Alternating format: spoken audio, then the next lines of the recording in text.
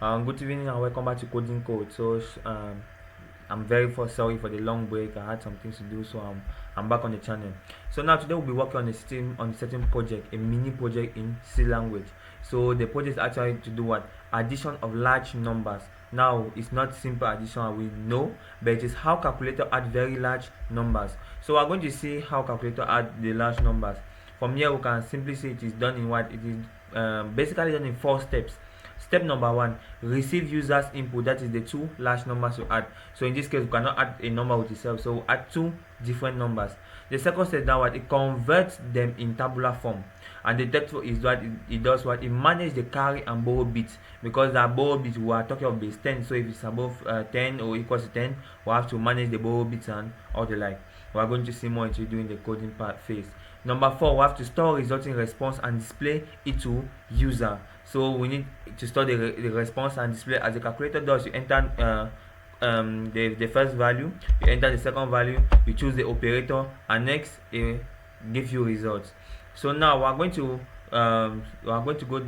strive directly to the question itself.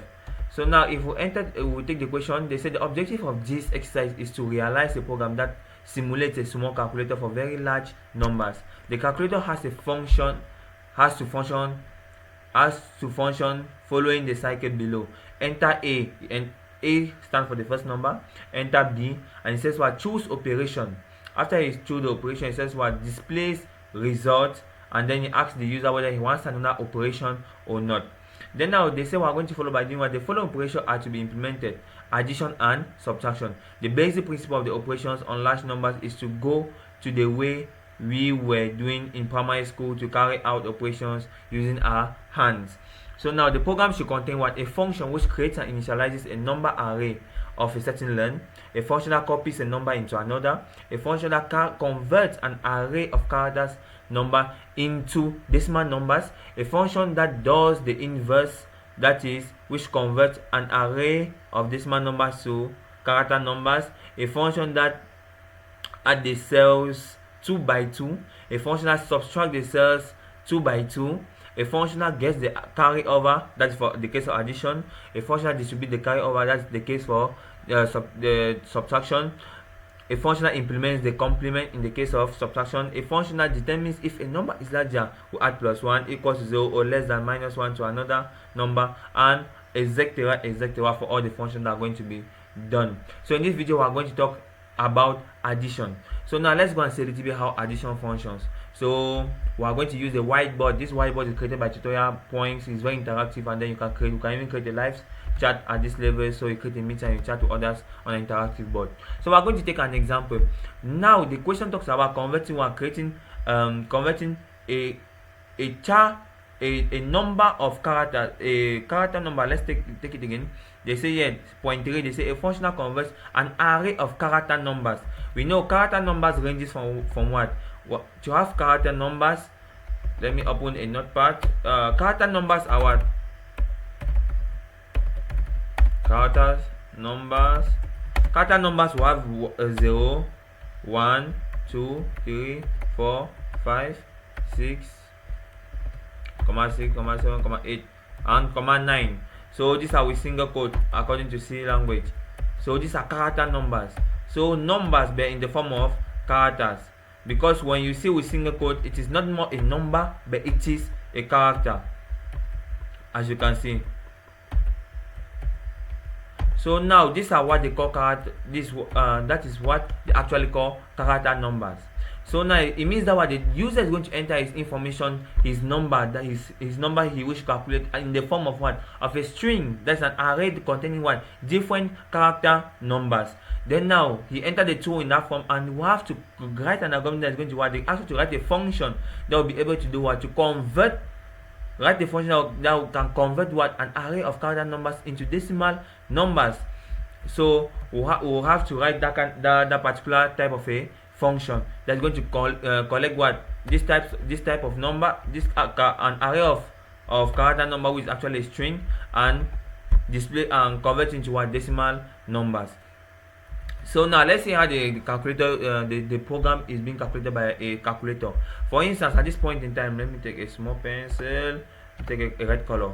So now for this instance, if I want to add these two numbers, this one and this one, 5 plus 7, normally in normal sense it gives me what? 12. But since we're in base 10, we have to take the modulus of the result. That is going to be now what they call the carry bit. So 7 plus 5 is equal to 12. Now if you take mod 2, mod 10, it gives us a remainder of what? 2. 2 is actually what we write as a result, and we carry a 1. We actually carry a 10, I meant to say. So now we have a 10 now plus, we'll carry a 1 because it's 1 remainder. 2, we'll insert the 2 and we'll carry a 1. So now we have a 1 plus 8 and it gives us 9. And 9 is found in base 10, which is this in base 10. So now we come to this level, we have 9 plus what? 6. It gives us a 15. If we take the modulus, it will give us 5 with a remainder of 1, a 1 that we're going to carry. Now the next option is 7 plus 1, which is 8 plus the 1 that we carried, it becomes what? A 9. So now the next thing is what? We have a 3 plus 0, I think it gives 3, and it's in base 10. Now we have 9 plus 11 plus 2, which is 11, and if we take the modulus, it will be 1, remainder 1. So now what do we, here we have a 1 plus 3, which gives us 4 plus the 1 we carry, it gives what? Gives us a 5. So this is how the calculator actually implements what? Addition of very large numbers. So now we are going to talk about what? The environment. In the environment, here the first thing I'll be using is what? A Windows operating system. The next thing I'll be using is what? We have to use I'm using the editor called Code Blocks. So you can also use Dev C++, or you can use Notepad or Notepad++, Sublime Text, VS Code, or any text editor. So now the next thing you need to what is the C compiler, which is called the MinGW. So we need the MinGW, which is actually the C compiler, and you can get it. The installation process takes only 5 minutes. You can see the full tutorial from this link. So there's a YouTuber that made a great link about that, and I think you can watch the video. And watching the video will be very easy, just 5 minutes. It's not 5 minutes, I think it's 3 minutes, 4 minutes, something, and you just install the MinGW, which is the compiler, the same compiler, if you don't have it.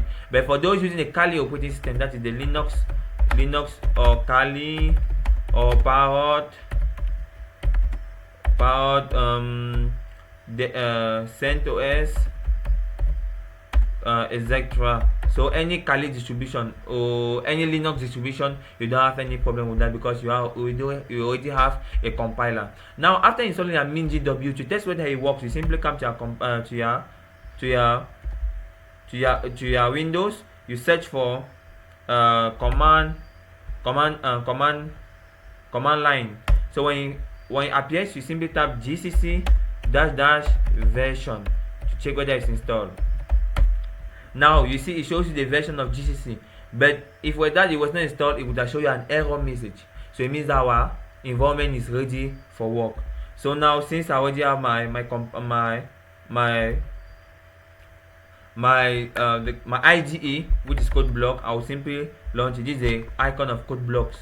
So if you don't have it, you can simply download, or you can even use Notepad++. So now firstly, we are going to create a simple folder on our desktop called tutorial. So an empty folder. That is this what I mean. Let me just try and do it. Let's take it from scratch. So we'll simply go to our desktop, right click and click on new document. I'll call it tutorial. Now that's on our desktop. Now you open your Code Blocks and you simply click on what? File, new. I think it's best that let me even close everything and start from scratch so that you can see how everything functions. So now this is the interface once you finish installing Code Block. So you simply click on create a new project. When you click, you choose console application. You go to next, then you see, you go to next, and then you put the project name. We'll tap long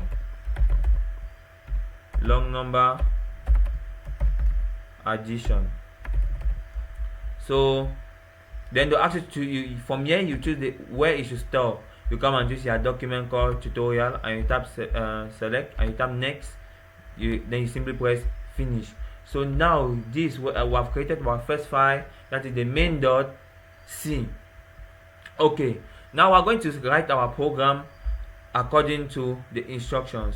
So if we see from our PowerPoint, here we have it says a function to convert character numbers to decimal numbers, a function to get the length of an array, a function to create an array of a certain length, function to create and initialize a number array, function to carry addition of corresponding cell, and function to manage the carry. So first of all, we have to get the user input. So to get the user input of the two numbers, we'll create we're going to create two arrays of strings. So we'll just put the size of 900, assuming that the person can never enter something that will be up to 900, and we'll create b also of size 900. So now we are going to import the string.h because we want to use some methods from it. So we use the include and we'll put string.h. So it's a header file that contains some methods, some predefined methods. So at this level now, we are going to read the numbers that are going to enter by the user. We simply use a printf and tell the user enter a. So we are going according to the instruction that was given to us. The next thing we say get s. Get s simply means get the string. So and we store it as it gets it, is store a receive it. Then we have to store it in certain variable. So now we'll also tell the next thing will be that printf. We will say enter capital B. So we simply say B is assigned get S. So now we are going to try and run a little bit the program. To run the program, we simply press on run. I think it's $a is assigned get S. We have a small problem. Okay, I think we'll use the scanf method. At times the get s method uses the step. So we use the we simply say percentage s, and then since arrays are actually pointers, we will not need to do more precision. We will not use the percentage c because we're taking an array of characters. So we say here enter b. So we say scanf, we say percentage s, say comma b. So now let's just try and test it and see. You run, they say enter a, I can enter 1 2 3 4 5 6. I press enter b 1 2 3 4 and all of that. So the program ends. So this is the first one. I successfully read the two values of entered by the user. But now a problem occurs. Let's take the case where the value a entered by the user is equal to what? 1 2 3 4 5 6. Then now the value b entered by the user is 4 5 6 7 8 9 10. Now we realize that what the length of the two arrays are not equal, and we cannot do the addition because we have an empty array, and doing the cell by cell addition is going to give us what? Errors. So we have to fill the top array what? 0, because 0 is insignificant. You see a little bit, we have to fill it. So that's what has to happen at this level. The same point here, if for instance we have the upper one that was bigger than the lower one, we have to fill it with what? Insignificant value, which are what? 0. So that's the first step we have to do before we can proceed to the what? To the addition of the two numbers, assuming that the user doesn't enter data of the same size. And I think we are going to see that in the next video. So just to avoid making the video too long, I think we are going to see it in the next video. Just stay tuned. I'm going to upload the next video in some few minutes.